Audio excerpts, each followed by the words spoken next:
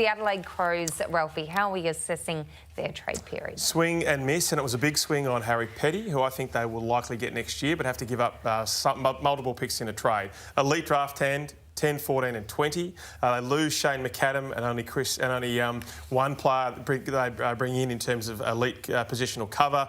Duday's gone. Nick Murray's out with an ACL tear.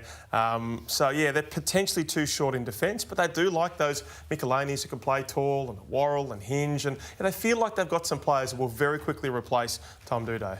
Yeah, Kingy touched on it earlier. I mean, rebuilds take time. They are a slow burn. You've got to get your draft picks right. They had a few misses early. They've been nailing them lately. Another 3 picks went inside 20 to try and nail it again and get another crop of youngsters. I think they're building nicely. Their backline is still inexperienced, especially without Duday now. And as you said, Murray, so a lot's going to rest on Worrell and Michelani, and Hinge really improved this year, and Butts. But I think they are progressing the right way. Still, for me, just a little bit be patient and continue to build. Have made the right decisions at the right time the last couple of years. Rankin's been a terrific boom for them last year, and obviously Dawson the year before. So when they swing and hit, it's had a huge impact.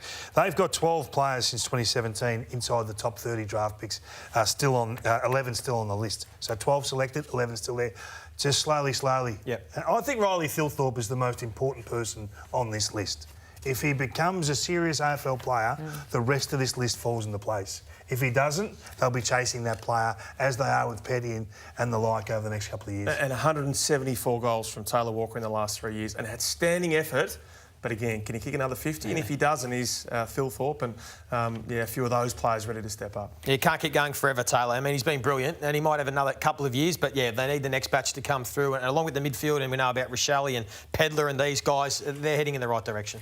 The Brisbane Lions, no question marks really over their list. They were very nearly the premiers this year, but you can't stand still in this competition. You have to always be looking at ways to improve. 5 years for Tom Duday, when the Crows would only offer 2. They kept Lohman and Dev Robertson, who they believe are players of real talent. They get Brandon Ryan as a 200-centimetre forward. They've already got Darcy Fort there on a 4-year deal as insurance. They lose Fullerton and Jack Gunston. Yeah, it's a pretty progressive move for a club that's, let's face it, going to get back Ashcroft, about mid next year.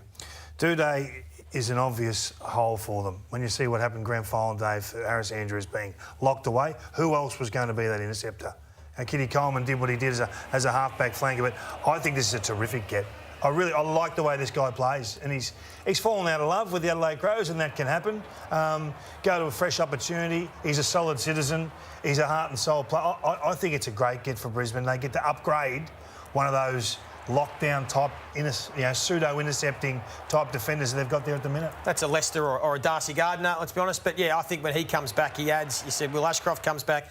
And don't forget, next year's draft, they've got a top 5 pick in Levi Ashcroft. Yeah. Talk about father-sons. He's going to be...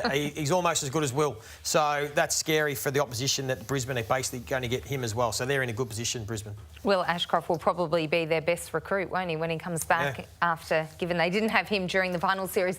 The Gold Coast, Damien Hardwick said upon arrival he thought he had the bulk of his premiership list there already. So they fixed their cap position. They get about $1 million in this year and next year's cap out. They accumulated enough points for their academy picks. There's 4 of them: Walter Reid, Rogers and Will Graham, who's about to pick 30. They stockpile 3 future first-rounders next year. They allowed Chol and Holland to go back. They've done the right thing by Hollands. He's a pick 7. There are circumstances there that mean he needs to be close to his family, so well done to Gold Coast on that. And would have played him next year anyway.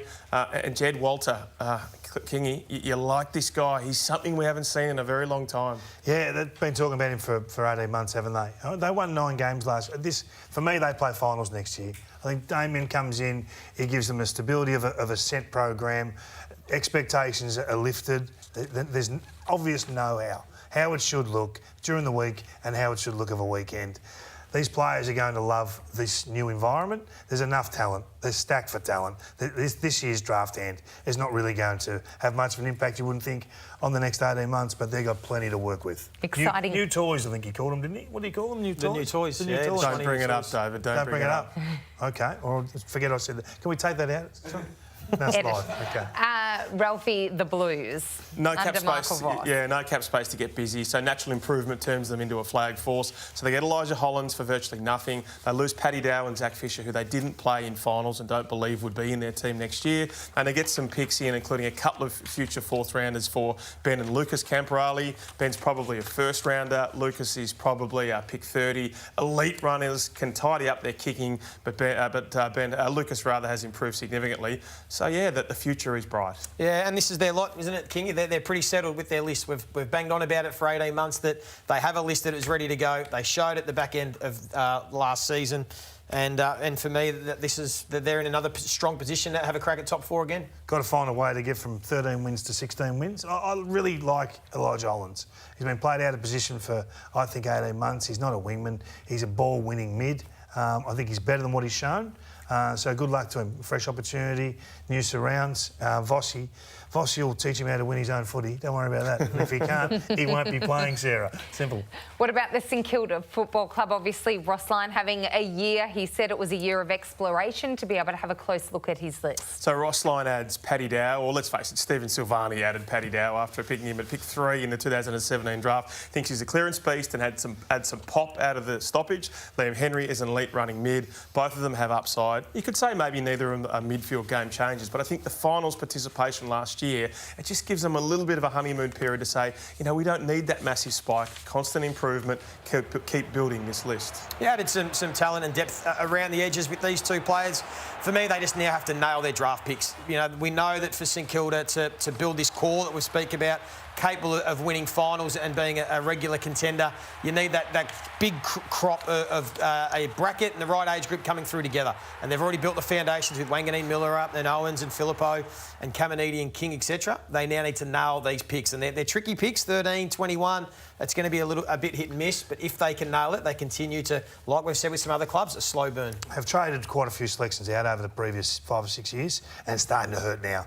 5 players since 2017 in the top 30 left on this list, selected by the Saints in the top 30. It's not much to work with. So there's some pain to come. You're still going to get some high-level performances because you're coached by Ross Lyon.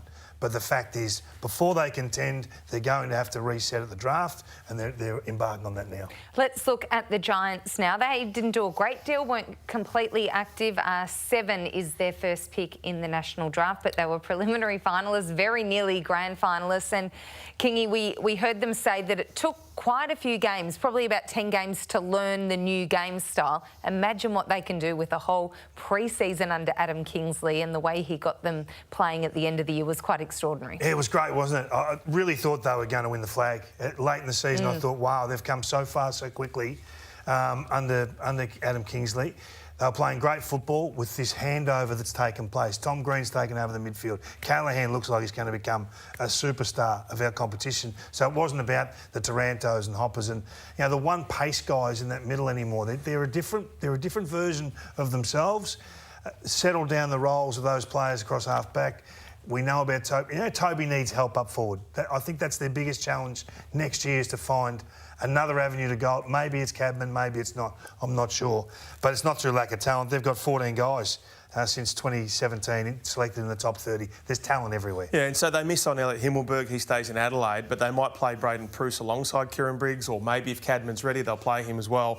So Nick Haynes stays. I know everyone's going to say he's on 1.2 million plus next year. I think the club would say, right when we were challenging, he was playing for 350,000. So people will try and measure him against that $1 million salary, but that's not fair on him. Razio Fantasia, they have had a medical with him. He's a rookie option there. So maybe he might be able to come in if he's fit and kick 25 goals. And let's face it, Toby Bedford did a really bad hamstring. If he can have a full pre-season too, maybe there is help at hand for Toby Green. Just keep an eye on Razio Fantasia. I think there's still upside there. He's only 20. Yeah, absolutely. Yeah, if he can get to the Giants, I think he's got some serious talent to still show some of his best footy. He's not completely done and dusted. Just keep an eye on that one. If he can get his body right. If he can get his body right. And We've been saying that for about 6 years. Yeah, no, it hasn't been that long. I just want to keep an eye on. They're in great shape, the Giants, and again, they go with pick 7 to the draft. They'll target someone specific. We haven't seen anywhere near the best of Cadman. They're in great shape.